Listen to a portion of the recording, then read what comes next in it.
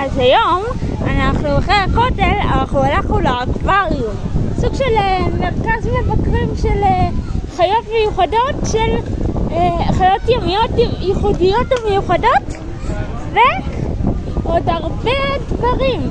ראיתי שיש פה גם תערוכת פרפרים, אחר כך ירצה לראות את זה גם.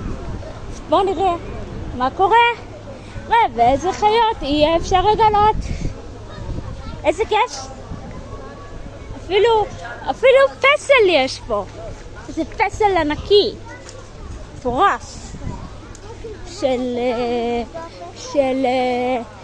סוס ים. נעשה סיבוב.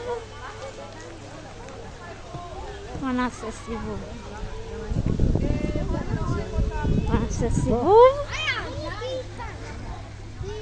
רואים את זה?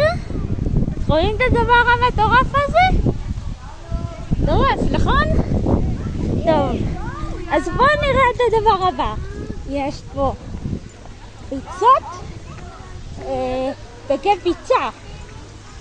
דגי קוי, איזה מגניב זה. תראו איזה יופי. רק להיזהר שהטלפון לא ייפול למים, מאוד מסוכן.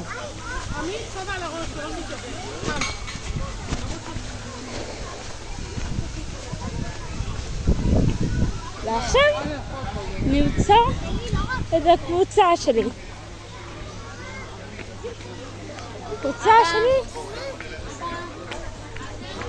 יאללה לקבוצה. יאללה לדרך, קדימה.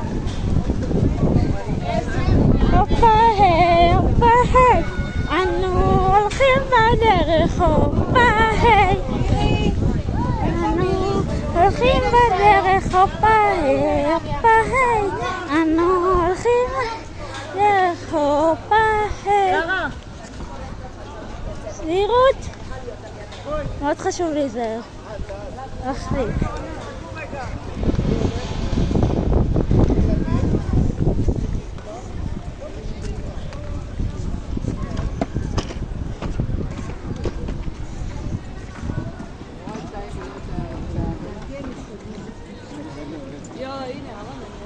איזה מגניב זה.